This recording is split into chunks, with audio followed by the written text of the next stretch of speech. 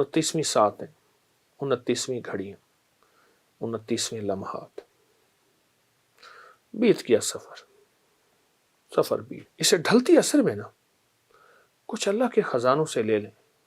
دیکھیں، رمضان میں وعدے ہیں کہ فرشتوں کو کہا کہ سب کچھ چھوڑ دو، میرے روزے داروں کے لیے آمین کہو۔ رمضان کے بعد اللہ فرشتوں کو اپنی عبادت پہ لگا دیتا۔ رمضان میں ایک اللہ کی طرف سے ایک نظام ہے۔ رمضان میں وہ نظام یہ ہے کہ اللہ پاک نے ہر نفل کو 70 گنا بڑھا دیا۔ کسی مسلمان کی اللہ کی رضا کی خاطر عیادت کرتا ہے تو 70,000 فرشتہ صبح جائے تو شام تک، شام جائے تو صبح تک اس کے لیے دعائیں مغفرت کرتے۔ میں ایک جگہ جا کے کھڑا ہو گیا، دیکھا تو ایک صاحب کی دونوں ٹانگیں کٹی ہوئی تھی۔ یہ کیا ہوا آپ کو؟ مجھے وہ لمحے یاد ہیں، میں کھڑے ہو کے تسبیح پڑھتا تھا، میں طواف کرتا تھا، میں مسجد کی طرف قدم اٹھاتا تھا، میں خیر کی طرف قدم اٹھاتا تھا، کسی مسلمان کی مدد کی طرف چلتا تھا، دوڑتا تھا، بھاگتا تھا، اور آنکھ کے آنسو تھے۔ کہا کہ اب کہاں سے یہ لمحہ ملے گا، اب کہاں سے یہ وقت ملے گا۔ کا فرمان ہے سرور کونین صلی اللہ تعالی علیہ وسلم کا، آسمان سے ایک آواز دینے والا آواز دیتا ہے رات کی تنہائیوں میں، اے خیر کی طرف چلنے والے آگے بڑھ، اے شر کی طرف چلنے والے اب رک جا۔ تو آپ خیر کی طرف چلنے، ایک عمل بتاتا ہوں، آج تک کسی کو بتایا ہے، کبھی قضا نہیں ہوا۔ 2 رکعت نماز نفل پڑھ کے حاجت کی کسی وقت بہت تنہائی توجہ سے، اس کے بعد 3 دفعہ سورۃ یاسین پڑھ لیں، اللہ سے جو مانگے ملے گا، اللہ سے جو مانگے ملے گا، اللہ سے جو مانگے ملے گا انشاءاللہ۔ السلام علیکم ورحمۃ اللہ وبرکاتہ۔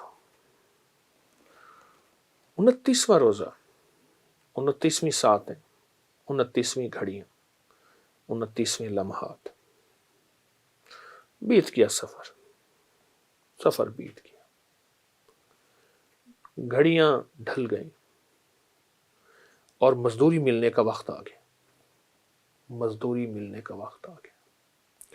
بس یہ کل مزدوری ملے گی، عصر ہو گئی ہے، مغرب قریب ہے، 29واں روزہ عصر ہے اور ڈھلتی عصر ہے، عصر بھی ڈھلتی عصر ہے، اور 30واں روزہ انشاءاللہ ڈھلتی عصر ہے۔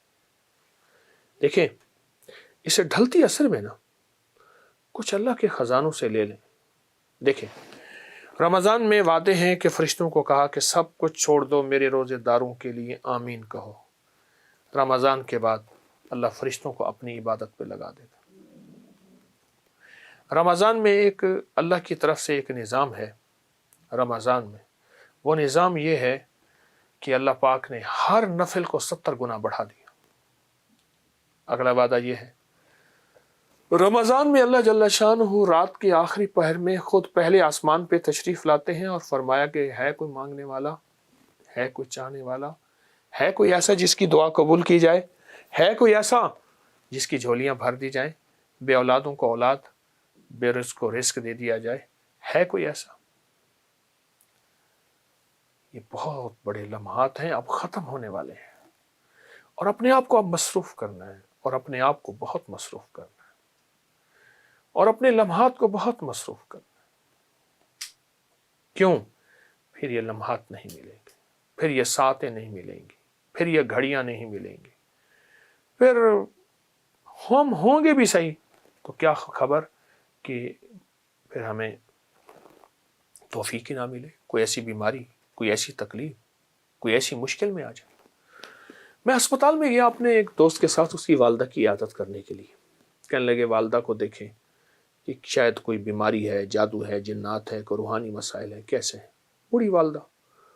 تو وہ پرائیویٹ کمرے میں تھے، تو اس وقت ڈاکٹر صاحب کا وزٹ تھا۔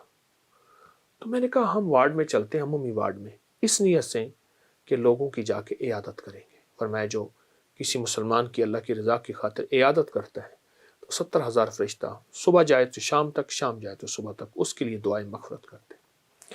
میں ایک جگہ جا کے کھڑا ہو گیا، دیکھا تو ایک صاحب کی دونوں ٹانگیں کٹی ہوئی تھی۔ یہ کیا ہوا آپ کو؟ کہنے لگے یہ پاؤں پہ ایک چھیت سی لگی، ایک دانہ سا بنا، وہ پھر دانہ ٹھیک نہ ہوا تو پھر وہ زخم بڑھتا گیا، پھر انگوٹھا کاٹ دیا، پھر میں نے کہا ٹھیک ہو گیا، پھر انگوٹھا ٹھیک ہو گیا، پھر زخم ہو گیا، پاؤں کاٹ دیا، پھر پنڈلی کاٹ دی، پھر حتیٰ کہ آدھی ران کاٹ دی، اور کہا میں پھر ٹھیک ہو کے گھر آ گیا۔ مرحلہ وار ہسپتال جاتا رہا۔ کچھ عرصے کے بعد دوسرے پاؤں پہ یہ کچھ ہو گیا، اور اب عالم یہ ہے کہ وہ بھی مرحلہ وار جسم کا حصہ ٹانگ کٹتے کٹتے اب یہاں تک کاٹا، اور کہتے اس کی آنکھوں سے آنسو تھے۔ کہا کہ مجھے وہ لمحے یاد ہیں جب میں کھڑے ہو کے نماز پڑھتا تھا، مجھے وہ لمحے یاد ہیں میں کھڑے ہو کے تسبیح پڑھتا تھا، میں طواف کرتا تھا، میں مسجد کی طرف قدم اٹھاتا تھا، میں خیر کی طرف قدم اٹھاتا تھا، کسی مسلمان کی مدد کی طرف چلتا تھا، دوڑتا تھا، بھاگتا تھا، اور آنکھ کے آنسو تھے۔ کہا کہ اب کہاں سے یہ لمحہ ملے گا، اب کہاں سے یہ وقت ملے گا، اب کہاں سے یہ گھڑیاں ملے گی۔ 29 ڈوبتی عصر رمضان کی اور مغرب ہونے والی، اس لیے فرمایا، قرآن حدیث میں آتا ہے، آقا کا فرمان ہے سرور کونین صلی اللہ تعالی علیہ وسلم کا، آسمان سے ایک آواز دینے والا آواز دیتا ہے رات کی تنہائیوں میں، اے خیر کی طرف چلنے والے آگے بڑھ، اے شر کی طرف چلنے والے اب رک جا۔